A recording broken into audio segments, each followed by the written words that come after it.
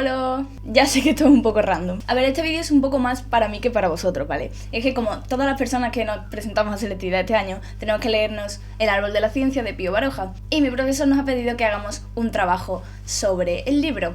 El trabajo realmente era un audio, pero yo, como soy así, he dicho, bueno, pues lo hago así y mato dos pájaros de un tiro. Así cualquiera que necesite este resumen para estudiar para la selectividad, pues lo tiene aquí, o también tenéis el resumen escrito en la descripción. Así que bueno, si nos interesa la literatura de principios del siglo XX, pues os podéis ir. El árbol de la ciencia es una novela escrita por Pío Baroja y publicada en 1911. Se considera una novela semi-autobiográfica, ya que aunque todos los hechos son ficticios, el autor se inspira claramente en su propia experiencia personal para desarrollar el personaje principal. Además, en la vida del protagonista encontramos muchas similitudes con la vida del autor. Pío Baroja fue un escritor de la generación del 98, nacido en 1872 en San Sebastián y muerto en 1956 en Madrid. Al igual que su protagonista, estudió medicina en la Universidad Complutense de Madrid, aunque terminó abandonando esta profesión para dedicarse a la escritura. La novela de este autor que entra en selectividad se llama El árbol de la ciencia. Transcurre entre los años 1887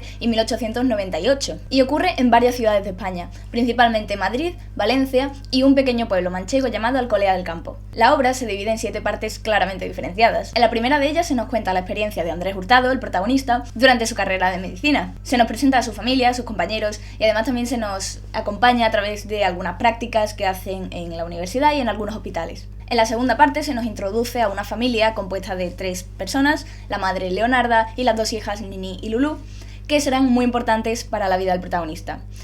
Además, durante toda la segunda parte del libro se nos hablará sobre esta familia, concretamente sobre su barrio, sus vecinos y su círculo social. En la tercera parte del libro, el protagonista junto a su hermano pequeño y a su hermana se mudarán a Valencia, ya que el hermano pequeño enfermará y necesitarán el clima favorable de Valencia para intentar que mejore. Lamentablemente eso no funciona y su hermano muere al final de la tercera parte.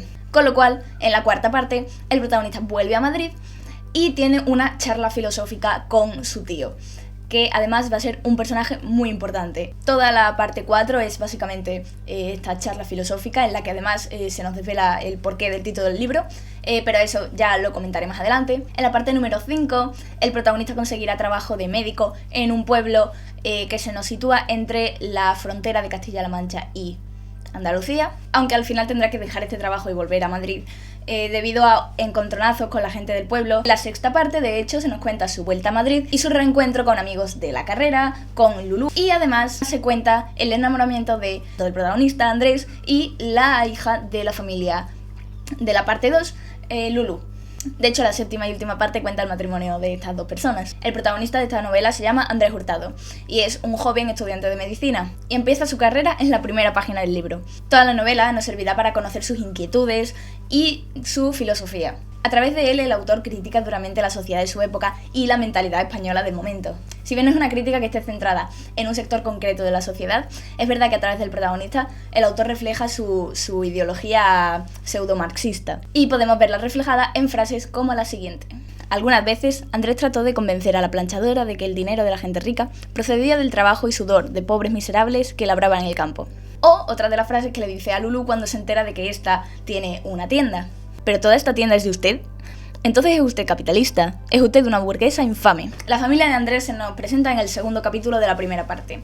Y aunque se nos habla un poco de toda su familia, realmente solamente nos vamos a centrar en 2 personajes, ya que con su padre y con algunos de sus hermanos tiene tan mala relación que no se les volverá a mencionar prácticamente a lo largo del libro.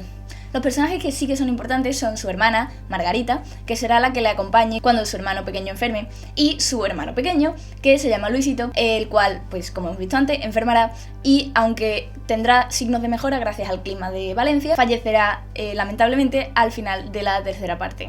Los compañeros más remarcables de la carrera son Julio Aracil y Montaner. A Julio lo conocía desde antes de empezar a estudiar medicina y Montaner es introducido por este último durante el primer año. Si bien no se lleva demasiado bien con Montaner al principio, terminarán forjando una bonita amistad y de hecho en la parte en la que se reencuentra pues se nos presentará una amistad, ¿no?, que se echaba de menos y se pondrán al día muy amistosamente. Es importante recalcar la figura del tío Iturrioz durante la novela y es que será en conversaciones con esta persona en la que el autor nos reflejará más profundamente su filosofía. ya que será durante las charlas filosóficas con su tío, donde se nos desarrollará más la crítica a la sociedad y también la filosofía del protagonista. De hecho, en la parte que está dedicada enteramente a la conversación con su tío es donde se nos revela el porqué del título del árbol de la ciencia, siendo esto una referencia bíblica a un relato en el que se nos presentan, ¿no?, dos árboles, el árbol de la ciencia, que representa lo malo, y el árbol de la vida, que representa lo bueno. Por otro lado, es muy importante que tengamos en cuenta la familia que he mencionado, y sobre todo a Lulú. Andrés las conoce gracias a Julio Arcil, y aunque se lleva muy bien con Lulú desde el primer momento, no será hasta que Andrés vuelve a Madrid después de trabajar en el campo que surgirá este amor, ¿no?, que terminará en el matrimonio de los dos personajes. Bueno, el libro entero es básicamente la historia de la frustración de Andrés ante una sociedad decadente y ante su propia existencia miserable. Se critica tanto a las clases acomodadas, ¿no?, que tienen una vida soberbia y superflua, como a las clases más bajas, en las que se critica no tener ningún tipo de valores y no presentar ningún tipo de aspiración. De hecho, este tema se refleja en algunas frases claves del libro, como por ejemplo: la vida en general, y sobre todo la suya, le parecía una cosa fea, turbia, dolorosa e indomable. Y bueno, como esta, hay muchas frases durante el libro en las que se nos refleja que Andrés no es feliz y que su sociedad no es buena. Solo al final de la novela, cuando consigue casarse con Lulú, vemos que la vida de Andrés empieza a mejorar. Además, deja su trabajo como médico y comienza a participar en una revista científica, algo que le gusta mucho más que su carrera de medicina. Además, Pío Baroja se esfuerza en representar el matrimonio de Lulú y de Andrés como un matrimonio muy feliz, armonioso, puro, en el que se entienden perfectamente y en el que viven muy, muy felices. De hecho, al final de uno de los capítulos, Andrés describe con esta frase su amor por Lulú. Hemos llegado a querernos de verdad porque no teníamos interés en mentir. No obstante, creo que esta felicidad le dura como un capítulo y medio, porque cuando Lulú queda embarazada, su actitud cambia radicalmente.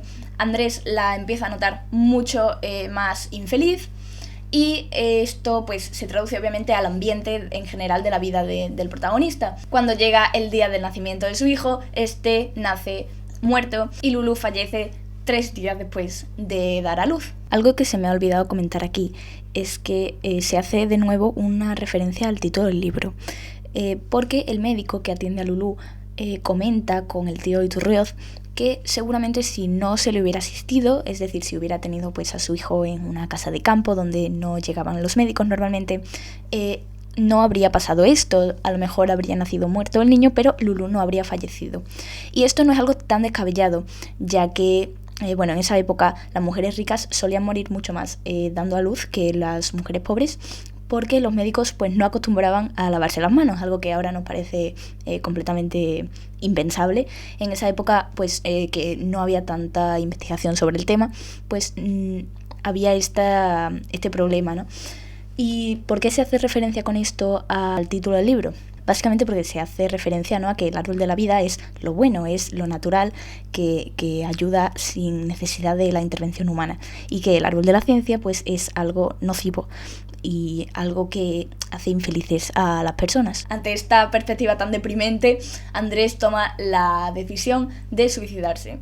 No obstante, en el último capítulo del libro, el autor hace referencia al espíritu progresista que ha desarrollado en Andrés, con la frase del médico que lo encuentra, que es además el título del último capítulo. Quiero decir, es algo que está hecho bastante a conciencia para que nos demos cuenta de todo lo que significaba y todo lo que simbolizaba el personaje de Andrés. Pero tenía algo de precursor.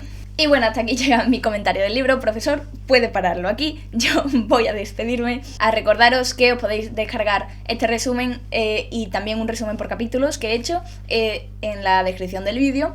Y puedes darle like, suscribiros, todas esas cosas, ¿no? En fin, que no me enrollo más. Sé que esto es bastante más largo de lo que suelo hacer, pero es que obviamente pues no podía hacer el trabajo en 5 minutos. Más que nada porque no nos dejan, tiene que ser más largo. Así que nada, hasta la próxima vez que suba vídeo. Bye.